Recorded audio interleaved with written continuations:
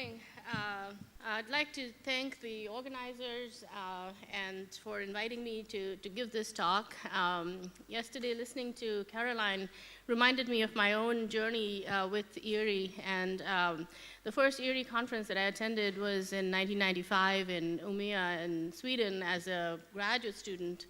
And I was fortunate enough to be funded to go there by my advisor at Berkeley, David Zolberman, who as a graduate student, was willing to send a graduate student on an international trip, so that was pretty amazing. And I've been to numerous Erie conferences, and it's actually, could never have imagined that I'd be standing here today. And it's particularly a pleasure to come back to Cyprus, where I had actually lived in a previous life, so, and with great memories. So was particularly delighted to get this invitation. So my talk today is going to focus on some of the economic and policy issues and challenges that face us in trying to decarbonize the transportation sector. In order to achieve net zero goals across the world, decarbonizing transportation is key to do that. And although my talk has a US focus, but some of the same issues apply elsewhere also. And so in the US in particular, the share of the transportation sector in emissions has been growing relative to the other big elephant, which is electricity.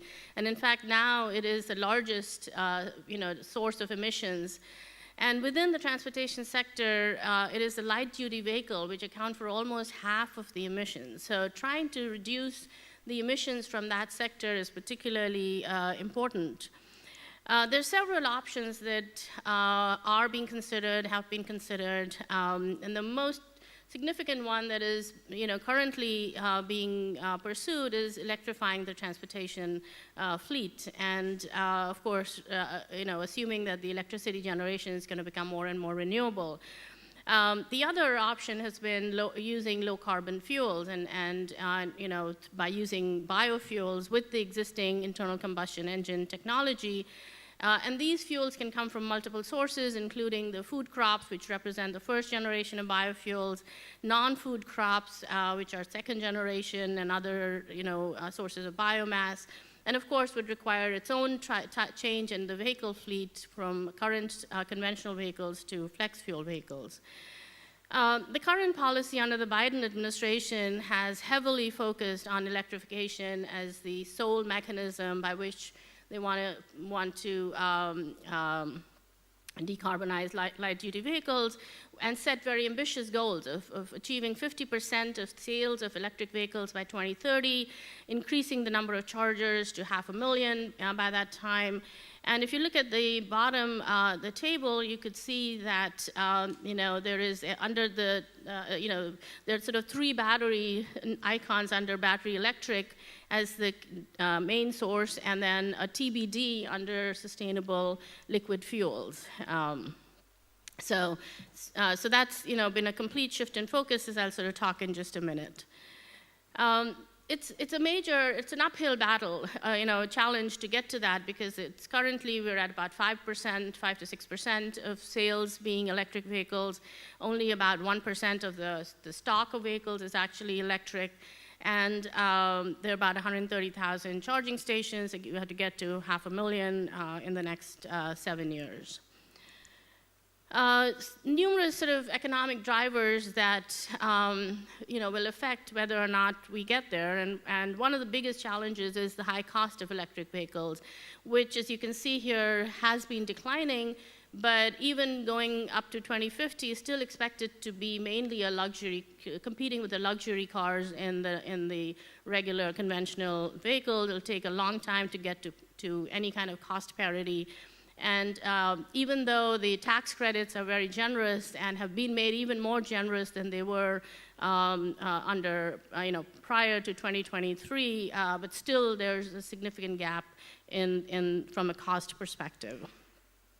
There are other factors that are going to affect EV adoption, and besides the cost, and that's the need to go and find a charging station, the waiting time. There's a lot of range anxiety because people are not sure when the battery will run out.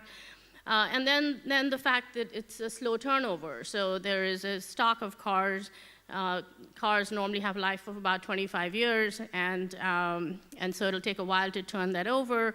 The graph on the right shows the existing stock of vehicles in the US. And the ones that would turn over because of fuel cost savings are in fact the ones in blue, and those are relatively the younger cars. Those are the ones that where there's a high mileage demand, and but they're also younger, and so it'll take them longer than the older cars, which are actually which have low mileage usage. So just some current work that we've been doing, I'm actually going to present that tomorrow in one of the sessions. Our analysis suggests that even with this extended tax credit, and even if we were to get to the 500,000 charging stations, under very optimistic assumptions, you'd still get to only about 30-35% of new cars being electric by 2030. And still, the stock of vehicles that would reach electrification by then, that would be electric by 2030, would be less than 20%. So 4 out of 5 cars are still going to be driving on liquid fuels, and so that's a significant challenge in what to do about those vehicles. Okay. And additionally, if we look at the amount of carbon emission reduction that would take place between now and 2030, emissions by then would go down by 15%, but the cumulative reduction in emissions between now and then, taking into account the gradual increase in stock, as well as the fact that some electricity emissions would increase, would overall be like a 5% reduction. And this would come at a significant cost. The cost of the subsidies that need to be provided in the form of tax credits is going to be pretty large, and so just you can see the cost for the taxpayers, the welfare cost, if you take into account those government expenditures, would be $200 to $300 per ton of CO2. That is, by any assessment, many times larger than the social cost of carbon, which currently is about $50 and $50 to $100, depending upon the source of the estimate. So the electrification is going to come at a steep cost. And this is similar. In fact, the estimates by the Annual Energy Outlook of the EIA are even more pessimistic, and they project that only about less than 30% of the vehicle sales would be electric, and only a quarter of the cars by then would be electric. And so there's some kind of discussion of that already in the media about how this might be it could be a long time before we see full electrification, and the cost of doing so. And of course, this is not new, and so it's good to sort of take a look back and see what the experience has been over the previous decades of similar experience of hype and then disappointment with previous efforts at trying to decarbonize transportation. And whether or not the technology takes off in this case is yet to be seen.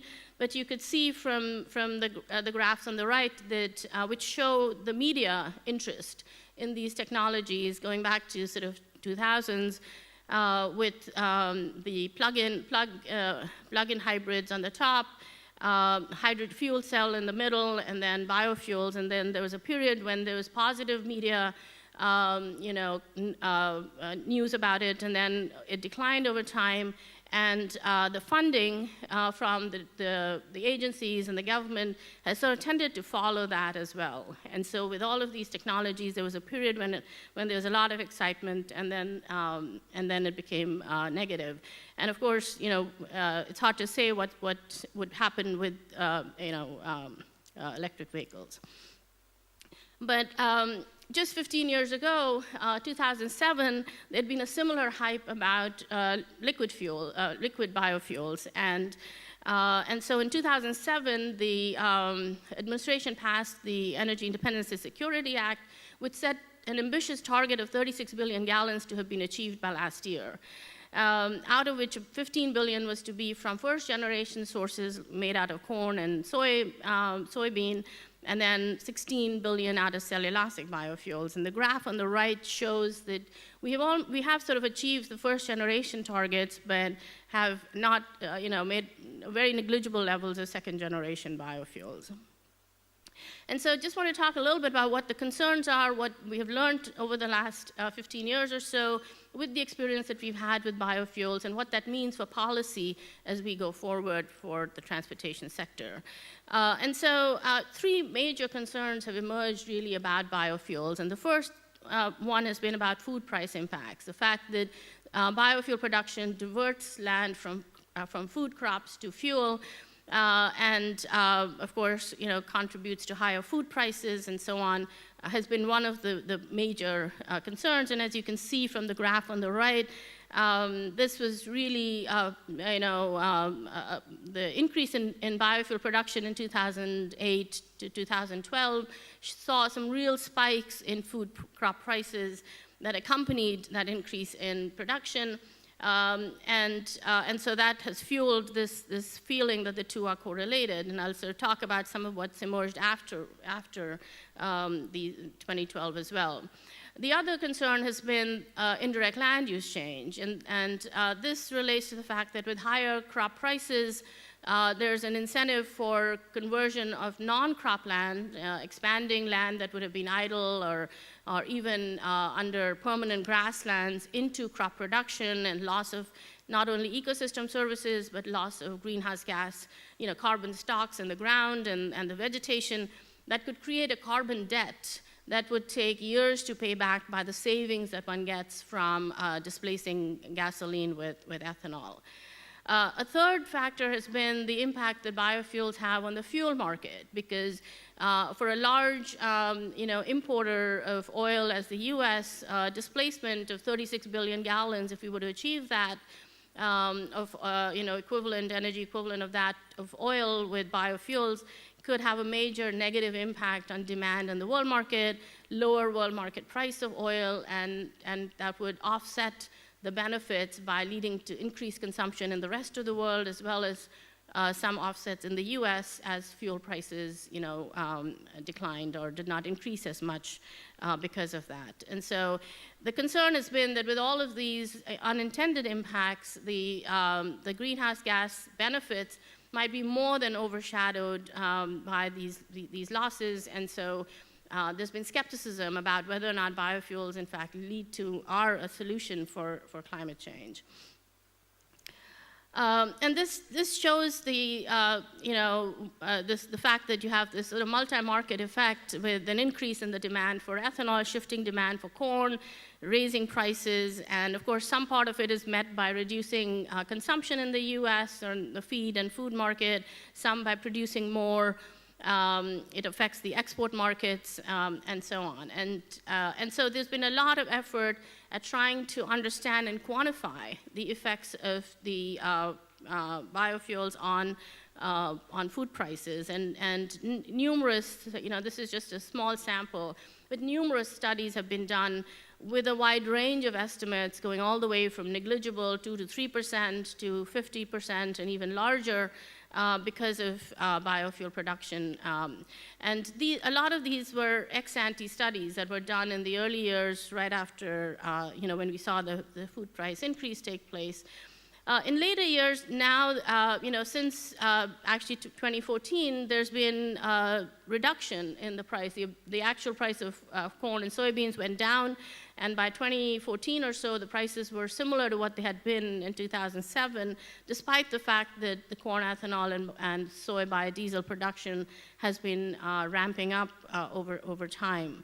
And so, there's been a lot of work then trying to understand why there is this divergence between what was the ex-ante impact estimated by these economic models, the partial and general equilibrium models, and the ex-post impact. And one of the reasons has been that these models underestimated the potential for technological innovation that was observed. And with technological innovation, essentially in the form of higher yields, more intensive use of existing land rather than expanding the land, production actually went up, and there was a rightward shift. Not only was there a shift in the demand, but there was a rightward shift in the supply of these crops, and as a result, then dampened the impact on prices. And there have been studies that have estimated that the yields of corn in particular are elastic to prices. As prices go up, farmers spend more on better management and that increases yield. So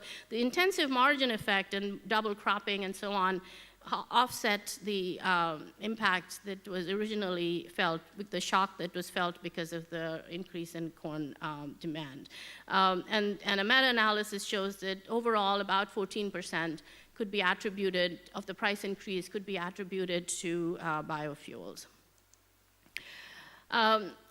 Similar experience with the models that have estimated indirect land use change. And again, there's been a very large literature on studies using these general equilibrium and partial equilibrium models estimating the indirect land use change. It's not something that can actually be observed.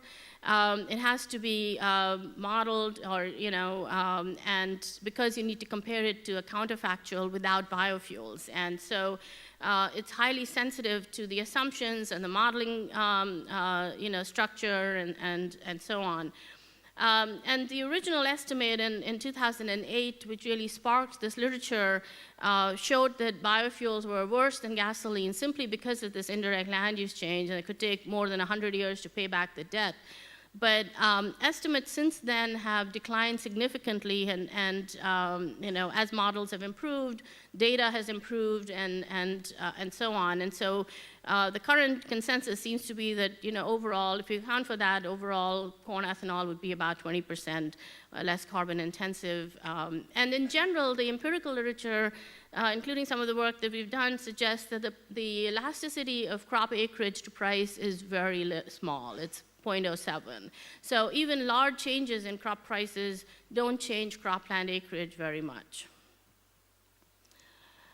The fuel rebound effect, again, early estimates, projected that this would be more than, around 50%, 40 to 85%, stemming from this, the concern that as a major importer, the US could have a huge impact on the world oil price.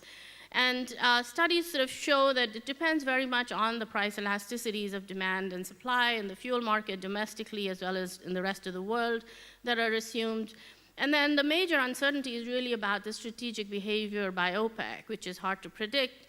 But as a monopolist, if OPEC responds to this and lowers production, then that can completely offset the price impact. So depending upon numerous factors like that, it's one of those things that's been very hard to really have a settled kind of knowledge about or to even estimate. More recently, with the shale oil boom in the US has now become an exporter of petroleum products, and it's a smaller importer of oil than it used to be. And so biofuel production becomes even less likely to actually lead to major changes in the world oil market, partly because any excess of gasoline displaced by biofuels could be simply exported at the given price. Also the other reason is that gasoline is not the only product that is produced with oil.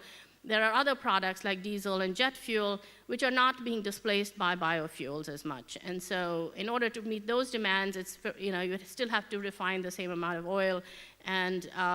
So again, the analysis here showing that biofuels could increase in sort of a mandate would shift out the demand for ethanol, it would reduce the demand for gasoline, and then it would free up some gasoline that could either be exported or it's possible that it could lead to a reduction in the demand for oil and therefore have some impact on the world oil market.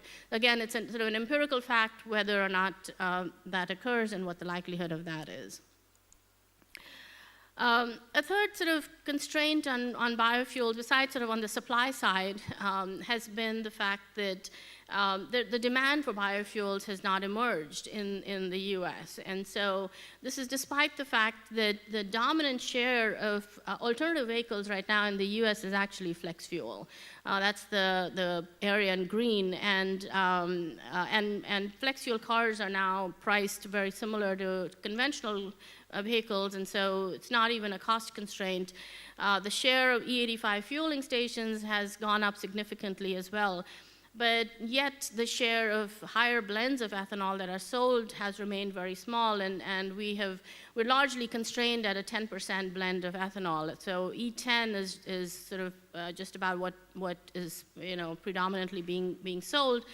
And in large part, it's really a policy kind of issue, because the design of the policy was such that it inadvertently allowed for the biofuel blender, or the fuel blenders, to blend the cheaper biodiesel, which was subsidized with a tax credit, instead of having to blend the higher cost ethanol. And so E85, which is the graph, the line with in yellow, has been priced higher than gasoline, even though it has lower energy content than gasoline. And so even flex fuel owners find it uneconomical to use E85 instead of E10.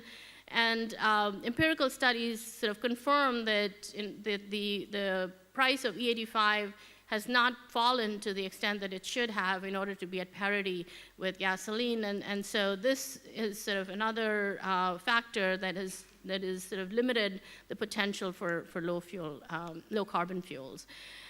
Going beyond these current generation, there's a lot of continuing research and interest by agencies in looking at options for using non-food crops. And so a variety of different dedicated energy crops are being studied, including the ones that you see here. These are perennials.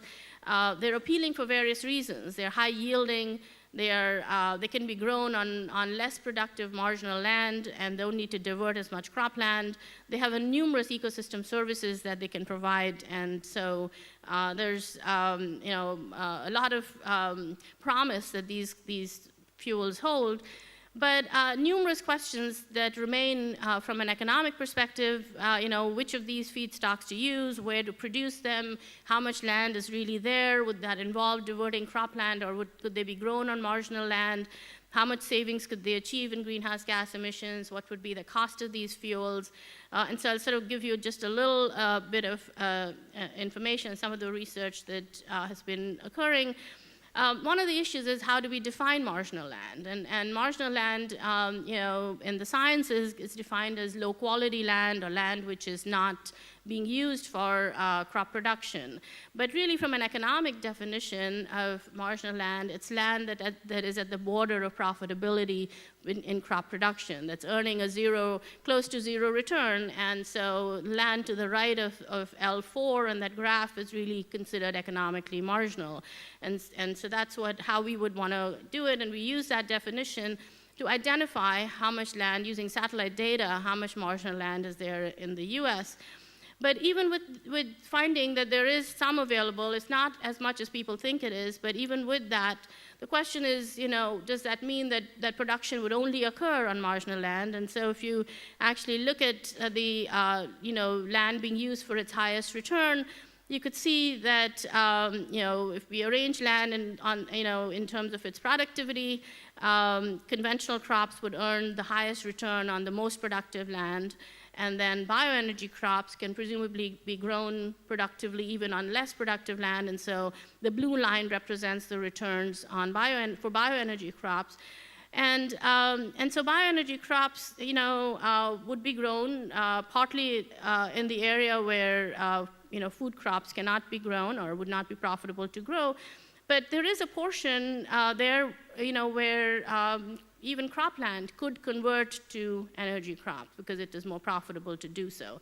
And so even the availability of marginal land really raises these paradoxical concerns. The first concern is that the fact that they can be grown on marginal land means that there could be incentives to convert non-cropland or permanent grasslands or native grasslands to energy crops. And that raises concern because it leads to a loss of ecosystem services. It leads to these foregone opportunities for what could have occurred on that land if it had remained as non-cropland. And so that's sort of one issue. And then if you do grow them on cropland, then of course it raises the whole indirect land use change issue. So either way, wherever you place them, there is some concern that it's going to lead to a loss of existing, carbon stocks or potential for carbon sequestration that would occur anyway, and it becomes a very contentious discussion about whether or not there is going to be a net benefit of switching on to these types of dedicated energy crops. And so, just in a forthcoming paper, we do an integrated model. We look at various scenarios of, if we maintained our corn ethanol at the current level, or if we switched and added on, in addition to the corn ethanol, we increased cellulosic ethanol, what would be the net greenhouse gas savings, taking into account all of these considerations.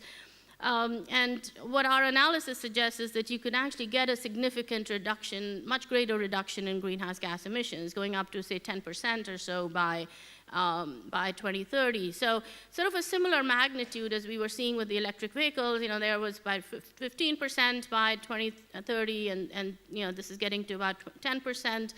If you add on the cellulosic ethanol, we look at what would be the welfare cost, taking into account numerous uncertainties in the parameters and data and so on. The left graph here shows with corn ethanol alone, you could get about a 3% reduction if you just kept the existing 15 billion gallon mandate.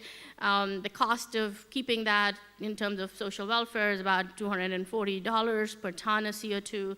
If you add on the cellulosic, you get almost double the cumulative reduction in greenhouse gas emissions in a 15-year period, and the cost is much lower. And that's because of the fact that you get this much larger reduction in greenhouse gas emissions. So again, it comes down to about $150 per ton if you were to use the cellulosic biofuel or the biofuel route. And so what does this mean really for policy? It's, these current policies have been very much technology-based, and they've either mandated particular shares of different types of biofuels, or given tax credits for specific types of vehicles or fuels. And these policies tend to be less effective at achieving greenhouse gas reduction and have other unintended impacts that can offset those. So really what's needed is this portfolio-based approach where you have a combination of all the different strategies, increasing fuel efficiency, changing vehicle fleet, promoting low carbon, non-food crop-based biofuels, and not just this either-or approach, which the political leadership tends to like, and that's where the hype comes of following a particular technology path and to the exclusion of others. And then the third one that's really, I think, in terms of the public perception about the bioeconomy is the concern about the unintended impacts, in particular the indirect land use change effect. So, as economists, we think about, well, what should be the policies that could lead us to better outcomes? And we know that the textbook case is really for a carbon tax, and that would be the most cost-effective. But given what you've just seen in terms of the high costs, the welfare costs of abatement, the tax would have to be extremely high. Over $100 per ton, at least, in order to move the needle in terms of creating incentives to switch to alternative fuels or vehicles by itself. And the other challenge with the carbon tax is that it would largely, the first thing that a high price of carbon would do is raise the price of gasoline and significantly create incentives to lower miles driven. And that is a politically challenging outcome, to see high prices at the pump. And so the alternatives have been these other policies. We've got the low carbon fuel standard, and Caroline talked yesterday about that as an intensity standard implemented in California and a few other states in the US, but really finding it hard to make that a national policy. And while that's a cost-effective way to reduce carbon intensity and provides a lot of flexibility in the mix of fuels and vehicles that could be used just based on their performance and intensity, there's no guarantee that it would actually reduce greenhouse gas emissions, because it can lower net fuel prices and actually have a perverse effect of increasing vehicle miles traveled. The policy that has been the most popular has been these biofuel mandates. And, and of course, the challenge with those is that a biofuel mandate does not, it promotes the least cost options for meeting the mandate, but does not really promote the lowest carbon option, and can, in fact, lead to some perverse outcomes there as well by promoting fuels that may have higher carbon emissions but have lower cost. And so, in some work that we did earlier, we show that you really need a combination of these second best policies to try to hit all of the different ways in which we want to achieve a mix, the optimal mix of both vehicle changes as well as fuel changes. And so stacking policies like a biofuel mandate, a low carbon fuel standard, and a carbon tax, if designed correctly, can lead to achieve these multiple goals more cost effectively than a single policy alone. The other issue is addressing the indirect land use change effect. And on the one hand, we know from an economic perspective, it's really a pecuniary externality. It's not a technological externality because it's an indirect effect. It's a market effect. And the higher crop prices cause an externality. Technically, that's not a market failure. It's a leakage problem, and the leakage problem really arises because we don't have a global carbon tax and we don't tax land use emissions. And so the ideal approach to deal with indirect land use change would be to have a global carbon tax that also taxes land use emissions. Again, that is seeing that is not possible. The current approach that has been used by the California Low Carbon Fuel Standard has been to add the ILUC-related greenhouse gas intensity factor to the regular carbon intensity of the fuel and use that combined carbon intensity as a way to penalize the fuels that have a higher indirect land use change effect. And in this work a few years ago, we actually looked at the efficiency of doing that relative to no action at all, relative to not worrying about the ILUC factor at all, using different levels of ILUC factors that are there in the literature.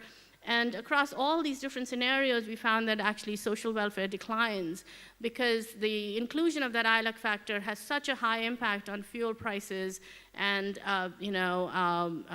producer surplus and consumer surplus, and the net reduction in greenhouse gas emissions is so small that the welfare cost of that policy is actually way higher than the social cost of carbon. So to conclude, these current options that are being pursued for decarbonizing the light-duty sector are indeed very high cost, at least in the near term, looking out at to 2040, 2050, and require significant policy support. And also, there's no single technological approach that can achieve that can be effective. And additionally, the policy commitment has to be really long-term and sustained, and that is typically something that we've seen looking back, just in the lifetime of my career here, that it tends to be very fickle. Policymakers, keep switching the kind of their favorites in terms of what they want to pursue. And so, that has a very adverse impact on innovation and investment that is needed in order to really achieve these disruptive changes in the way that we transport ourselves. And then for economists, it really poses a challenge is to go beyond looking at the first best sort of carbon pricing policies to thinking of what are some optimal second best solutions that could be offered as a way to try to achieve the greenhouse gas reductions through a combination of both fuel switching as well as fuel conservation, and not just one or the other. So I'm going to stop with that and happy to take questions.